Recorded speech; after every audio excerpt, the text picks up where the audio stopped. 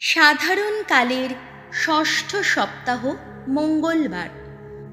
সাধু কুরিয়াকোস ইলিয়াস চাওয়াড়া। শিরো মালাবার মণ্ডলীতে তার জন্ম হয় কেরালায় 1805 সালে।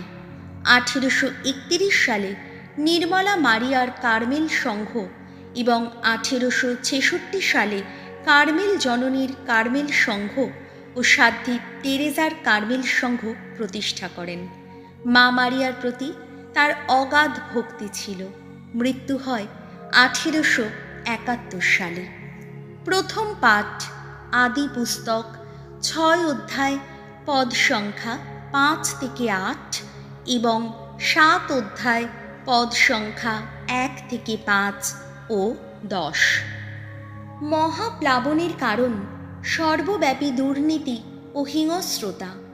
একসময় ভগবান দেখলেন পৃথিবীতে মানুষ কি নষ্টামিই না করে বেড়াচ্ছে। মানুষের মনটা সারা দিন শুধু নষ্টামি করার মতলবই আঁটছে। তাই পৃথিবীতে তিনি যে মানুষকে সৃষ্টি করেছেন তার জন্যে তার দুঃখ হলো। অন্তরে তিনি ক্ষুব্ধ হলেন। তিনি বললেন, ওই যে মানুষদের আমি সৃষ্টি করেছি তাদের আমি এবার পৃথিবীর বুক থেকে মুছেই ফেলব। আর মানুষদের সঙ্গে মুছে ফেলব যত পশু, যত সরীসৃপ আর আকাশের যত পাখিকে। কেননা আমি যে তাদের সৃষ্টি করেছি তার জন্যে আমার তো দুঃখই হচ্ছে। নোয়া অবশ্য ভগবানের অনুগ্রহে রক্ষাই পেলেন। তাই ভগবান নোয়াকে বললেন, তুমি এখন তোমার ঘরের সকলকে সঙ্গে নিয়ে জলযানে গিয়ে ওঠো। আমি তো দেখেছি এই সময়কার মানুষদের মধ্যে ধর্মনিষ্ঠ বলতে শুধু তুমিই আছো। তুমি সঙ্গে করে নিয়ে যাও সব রকমের সূচি পশু, একটি মদ্দা একটি মাদি মিলিয়ে প্রতিটির 7 জোড়া করে। তাছাড়া নিয়ে যাও সব রকমের অসুচি পশু, একটি মদ্দা ও একটি মাদি মিলিয়ে প্রতিটির 1 জোড়া করে। আকাশের পাখিদের বেলাতেও সঙ্গে করে নিয়ে যাও একটি মদ্দা একটি মাদি মিলিয়ে প্রতিটি জাতের 7টি করে জোড়া। এইভাবে সারা পৃথিবীর বুকে প্রতিটি প্রজাতি রক্ষা পাবে। 7 দিন পরে আমি তো পৃথিবীর ওপর 40 দিন 40 রাত ধরে বৃষ্টিপাত ঘটাবো। তখন আমার সৃষ্ট সমস্ত জীবকে আমি পৃথিবীর বুক থেকে মুছেই ফেলব। নোয়া তখন ভগবানের আদেশ মতোই সব কিছু করলেন। পৃথিবীতে যখন এলো জলরাশির সেই মহাপ্লাবন, তখন নোয়ার বয়স ছিল 600 বছর।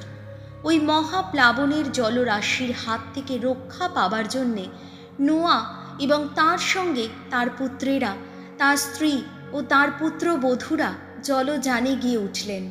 সেই সময় যত পশু, সূচি অসুচি সব রকমেরই যত পাখি, স্থলভূমিতে বুক দিয়ে চলে বেড়ায় যত রকম প্রাণী, তাদের সবারই মদ্দা মাদি মিলিয়ে একটি করে জোড়া নোয়ার কাছে সেই জলযানের মধ্যে চলে এলো।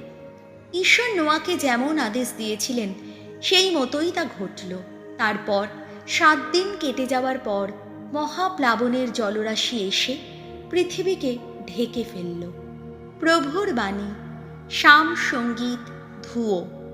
ভগবান আপন জাতিকে ধন্য করবেন সুখ শান্তি দানে। তোমরা দিব্যজন যারা ভগবানের উদ্দেশ্যে জয়গান করো, ভগবানের মহিমা ও শক্তির জয়গান করো, ভগবানের নাম মহিমার জয়গান করো। আহা, ভগবান যে পবিত্রতায় মহামহিম, তাকে জানাও প্রণতি। ধুয়ো।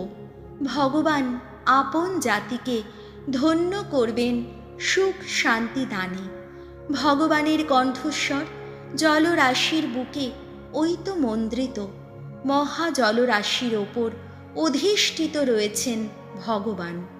ভগবানের কণ্ঠস্বর কত শক্তিময়, ভগবানের কণ্ঠস্বর কি প্রতাপময়। ধুয়ো। ভগবান আপন জাতিকে ধন্য করবেন সুখ শান্তি দানে। পরম মহিমময় ঈশ্বরের বজ্রকণ্ঠ ওই তো নিনাদিত। তার মন্দিরে আহা, সকলেই বলে ওঠে কি দারুণ মহিমা। ভগবান একদিন আসীন ছিলেন সেই মহাপ্লাবনের বুকে ওই দেখো ভগবান চিরসমাসীন রাজ সিংহাসনে। ধুয়ো ভগবান আপন জাতিকে ধন্য করবেন সুখ শান্তি দানে। বাণী বন্দনা, জয় জয় প্রভুর জয়। কেউ যদি ভালোবাসে আমায়, তাহলে সে মেনে চলবে আমার আদেশ। তাই আমার পিতাও তাকে ভালোবাসবেন এবং আমরা তার কাছে এসে থাকব তখন। জয় জয় প্রভুর জয়। মার্ক রচিত মঙ্গল সমাচার 8 অধ্যায় পদ সংখ্যা 14 থেকে 21। ফরিসীদের ভণ্ডামি আর হেরোদের পার্থিব আসক্তি সম্বন্ধে যিশুর সতর্ক বাণী। সেদিন নৌকোয় উঠবার সময় শিষ্যেরা সঙ্গে রুটি নিয়ে যেতে ভুলে গিয়েছিলেন। দেখা গেল নৌকোয় তাদের কাছে একটার বেশি 2টো রুটিও নেই। সেই সময় যিশু তাদের সতর্ক করে দিয়ে বললেন, দেখো, ফরিসীদের খামির আর হেরোদের খামিরের ব্যাপারে তোমরা কিন্তু সাবধান থেকো। তারা নিজেদের মধ্যে বলাবলি করলেন, আমাদের কাছে রুটি নেই বলেই উনি বোধহয় ওই কথাটা বললেন। তারা কি বলাবলি করছেন বুঝতে পেরে যিশু বললেন, তোমাদের কাছে যে রুটি নেই তা নিয়ে বলাবলি করার কি আছে? এখনো কি আসল কথাটা তোমরা ধরতে পারছো না? তোমরা কি এখনো বুঝতে পারছো না?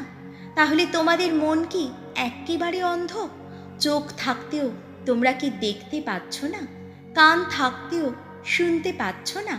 তোমাদের কি মনে নেই সেদিন আমি যখন 5খানা রুটি ছিঁড়ে টুকরো করে সেই 5000 লোককে খাইয়েছিলাম, তখন পড়ে থাকা টুকরোগুলো কুড়িয়ে নিয়ে তোমরা কটি ঝুড়ি ভর্তি করেছিলে? তারা বললেন 12টি। তিনি বললেন, আর আমি এই যে 7খানা রুটি ছিঁড়ে টুকরো করে 4000 লোককে খাওয়ালাম, টুকরোগুলো কুড়িয়ে কটি ধামা তোমরা ভরে নিলে? তারা বললেন 7টি। তখন তিনি তাদের বললেন, তোমরা কি এখনো বুঝতে পারছো না? প্রভু যিশুর মঙ্গল সমাচার।